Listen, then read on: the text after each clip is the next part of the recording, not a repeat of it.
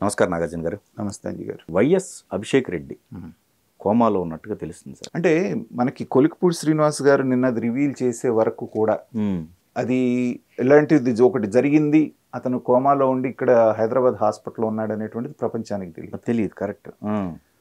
మామూలు main stream media, social media ఇంత యాక్టివ్గా ఉన్నటువంటి రోజుల్లో కూడా దాన్ని అంత సీక్రెట్గా అట్టిపెట్టగలిగారు అంటే అక్కడే అనుమానం వస్తుంది. ఇప్పుడు సహజంగానే చిన్న వయసులో వాళ్ళకు కూడా రకరకాల ఇవి వస్తున్నటువంటి సందర్భాలు మనం చూస్తున్నాం. 25 ఏళ్ళు 30 ఏళ్ళు హార్ట్ అటాక్ వచ్చిపోతున్నారని ఇంకోటి వింటున్నాం.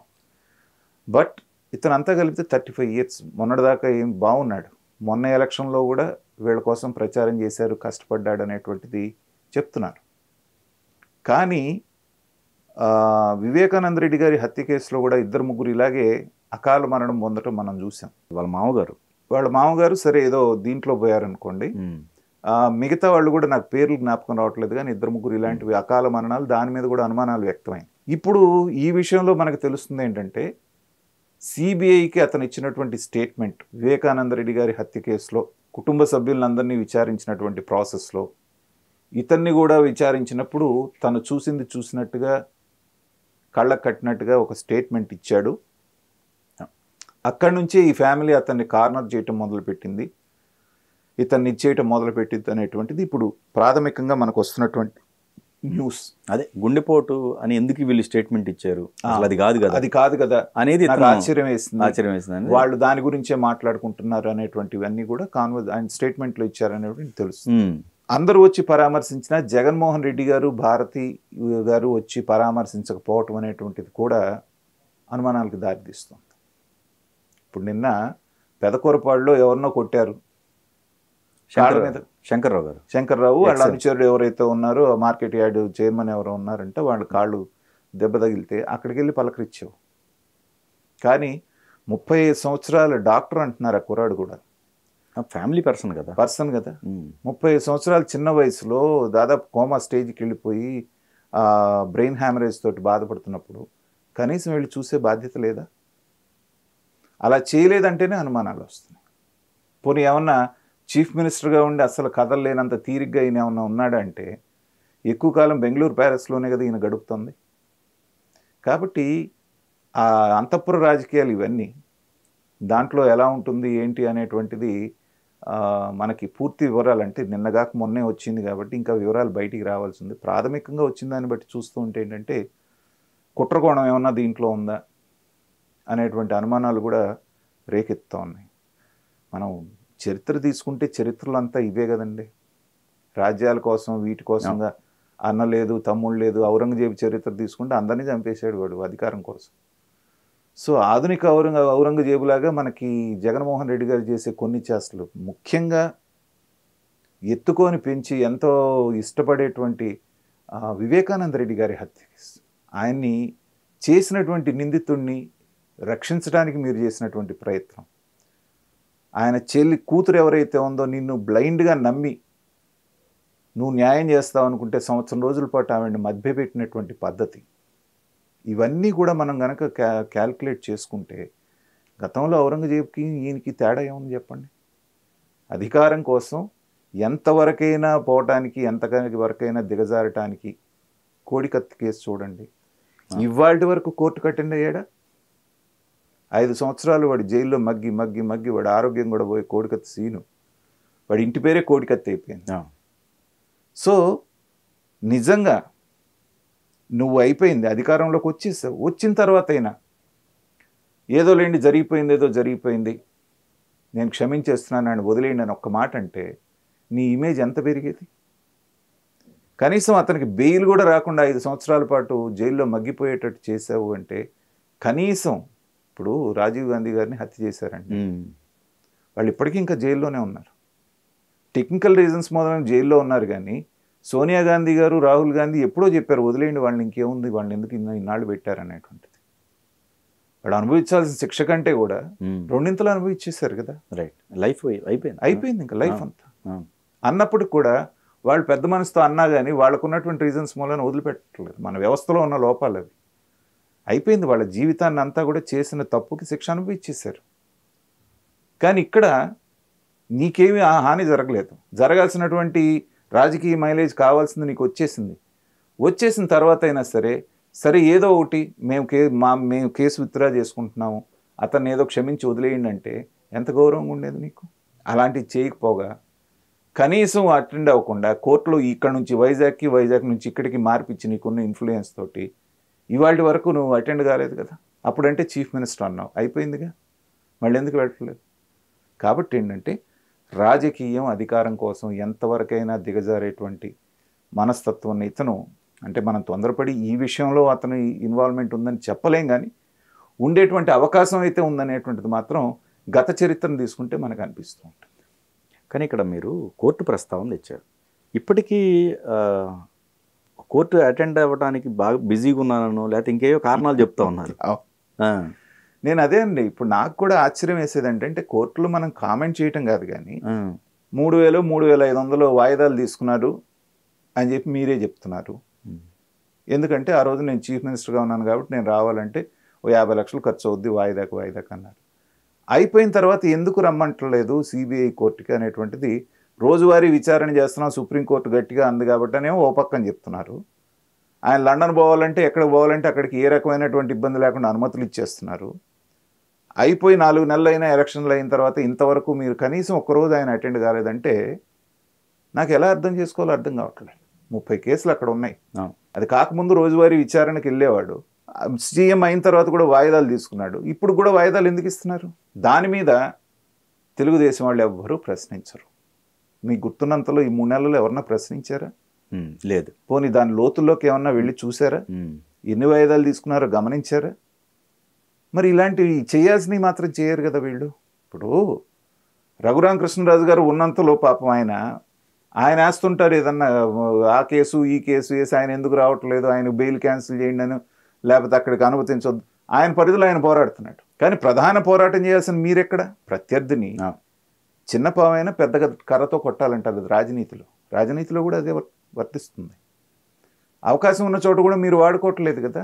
ప్రజల ముందు దోషిగా నిలబెట్టేటువంటి సౌకర్యం ఉన్నా కూడా మీరు చేయట్లేదు కదా. అదే ప్లేస్లో జగన్మోహన్ రెడ్డి గారు ఉంటే ఈ పాటికి మీ మీద తప్పుడు కేసులు వేసి కేసు మీద కేసు వేసి మిమ్మల్ని బయటికి రాకుండా చేసేవాడు.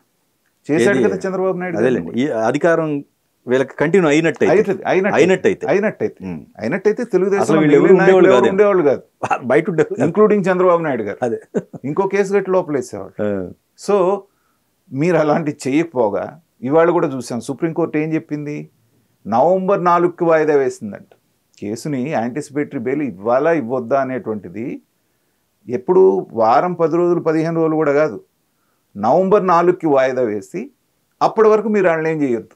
క్లియర్గా జోగి రమేష్ చంద్రబాబు నాయుడు గారి ఇంటి మీద కర్రలు కట్టెలు తీసుకొని పోయింది, అక్కడ విజువల్స్ ఉన్నాయి, దాని మీద కేసు పెట్టారు.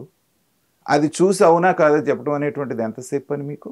సో కోర్టుల మీద కూడా జనానికి ఎందుకు నమ్మకపోతుందంటే, ఉన్నోడికి ఒక న్యాయం లేనివాడికి ఒక న్యాయం ఏమన్నా జరుగుతుందా కోర్టులు అంటే ఇది కేసు. వాళ్ళు కనపడరు, పోలీసులకు దొరకరు, మీకు మాత్రం మిమ్మల్ని మాత్రం అప్రోచ్ అవుతారు, లంచ్ మోషన్ పిటిషన్ లాంటివి వేస్తారు, మీరు ఇమ్మీడియట్గా వాళ్ళకి ఇస్తారు. పోనీ ఏమన్నా తేల్చేసి అవునా కాదా అంటే మేము యాంటిసిపేటరీ బెయిల్ ఇవ్వలేదు, కానీ 4వ తారీఖు నవంబర్ వరకు మాత్రం మీరు అరెస్ట్ చేయొద్దు, మీరు సహకరించండి, పాస్పోర్ట్లు ఇప్పుడు వస్తారు పెళ్లి కొడుకుల్లాగా బయటికి, వాళ్ళని ఏం అంటానికి లేదు, ఏం చేయటానికి లేదు. ఇదే జగన్మోహన్ రెడ్డి గారు ఉంటే ఏం చేసేవాడు, ఇంకో కొత్త కేసు కట్టి ఒక ఎస్సీ ఎస్టీ ఎవరినో తీసుకొచ్చి నన్ను అమనాబూతులు తిట్టాడని చెప్పేసి అక్కడ రాగానే దీంట్లో అరెస్ట్ చేసేవాడు. ఆయన సిస్టమ్ రూల్స్ ప్రకారం వెళ్ళరు, రూల్స్ లేదు, అది వేరే ఉంటుంది.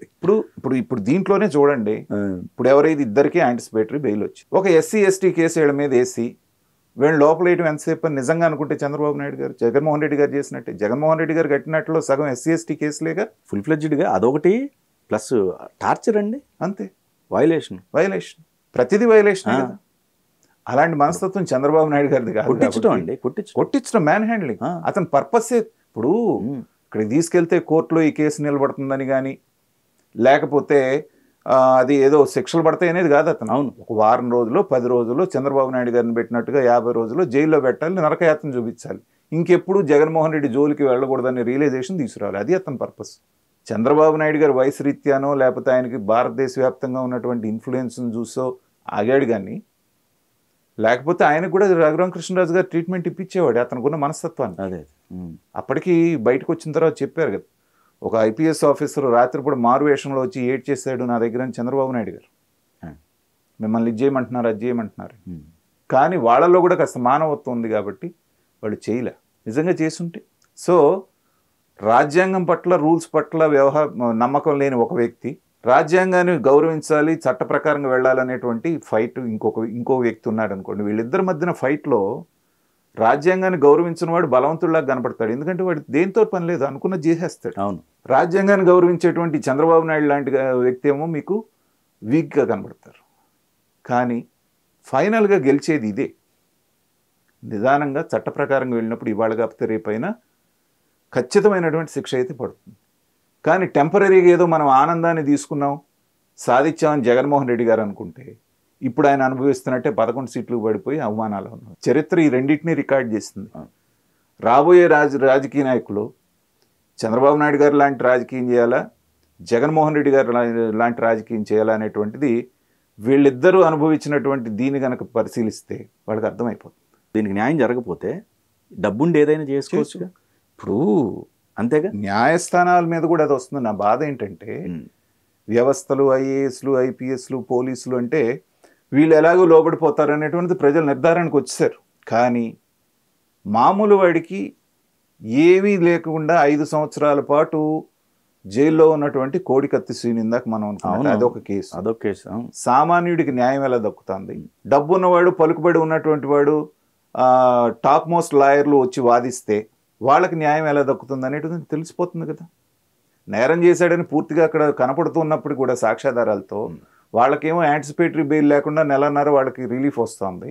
ఏది ఇక్కడ దొరకకుండా సాక్ష్యం లేనివాడేమో 5 సంవత్సరాలు మగ్గిపోయాడు. ఇక్కడే న్యాయ వ్యవస్థ మీద కూడా కొంచెం డౌట్ వచ్చే పరిస్థితి. అది భారతదేశానికి, రాజ్యాంగానికి, రాష్ట్రానికి, దేశానికి కూడా అది మంచి సైన్ కాదు. ఇప్పుడు ఈ కేసులో కూడా 1 by 1 మిస్ అవుతున్నట్టు కింద లెక్కే కదండి. అవుతున్నట్టే, ఇంకా డైల్యూట్ అయిపోతుంది. ఏమండి, బెయిల్ ఇచ్చే దగ్గర వాళ్ళు పెట్టే కండిషన్ ఏంటి? మీరు సాక్ష్యాధారాలు తారుమారు చేయకూడదు, సాక్షుల్ని ప్రభావితం చేయకూడదు. ఈ 2 కండిషన్సే కదా మెయిన్. సాక్షులు లేకుండా పోతే అదే ఇప్పుడు జరుగుతుంది, అదే కదా. సో ప్రభావితం చేసినట్టే కదా. వాడు ఒక్కొక్కడుగా పోతున్నారంటే దాన్ని కోర్టులు కన్సిడర్ చేయవు. భారతదేశంలోనే ఇన్ని కేసులుండి ఇన్నాళ్ళు కోర్టుకు అటెండ్ కాకుండా ఉన్నటువంటి ఏకైక వ్యక్తి జగన్మోహన్ రెడ్డి గారు. ఆ విషయంలో మనం గతంలో అనుకున్నాం అనేక గిన్నీస్ బుక్ రికార్డ్స్లో ఇది కూడా రికార్డ్. ఎవరిని ఉన్నారో చెప్పండి మీకు తెలిసినంతలో.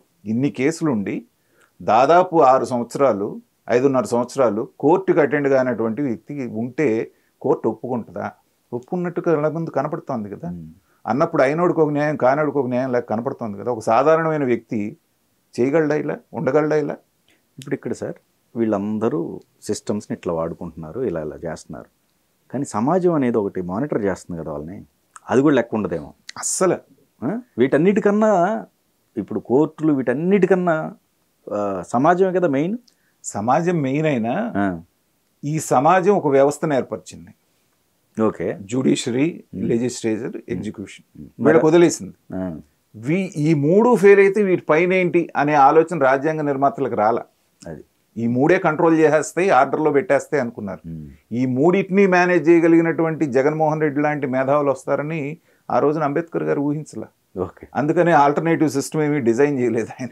కానీ ఇప్పుడు అనిపిస్తోంది ఈ 3 ఫెయిల్ అయితే వీటి మీద ఏంటి అనేటువంటి ఆలోచన ప్రజల్లో నుంచి రావాలి. ప్రజల్లో చైతన్యం వచ్చినప్పుడు మాత్రమే ఈ సిస్టంలో ఏదైనా మార్పు రావడానికి అవకాశం ఉంటుంది. అప్పటి వరకు తప్పించుకునే వాళ్ళు చక్కగా దొరికినోడు దొంగ, దొరికిన తర్వాత కూడా దొరే. ఓకే, దొరికే వరకునేమో దొరే, దొంగ అయినా కానీ దొరికిన తర్వాత కూడా దొరలాగానే బ్రతుకుతున్నారు వీళ్ళందరూ. ఒక్కోసారి హీరోలను కూడా చేస్తున్నారు. హీరోలు ఇప్పుడు గాలి జనార్దన్ రెడ్డి ఉన్నాడు, ఏమైంది? చక్కగా మళ్ళీ వెళ్ళి ఎమ్మెల్యేగా ఉన్నాడు. బీజేపీ గవర్నమెంట్ కనుక రాలేదు కాబట్టి సరిపోయింది, కానీ లేకపోతే మినిస్టర్ కూడా అయ్యేవాడు కదా. రైట్. వ్యవస్థలో ఉన్న లోపాలు వాటిని వాళ్ళు సక్సెస్ఫుల్గా వాడుకుంటున్నారు.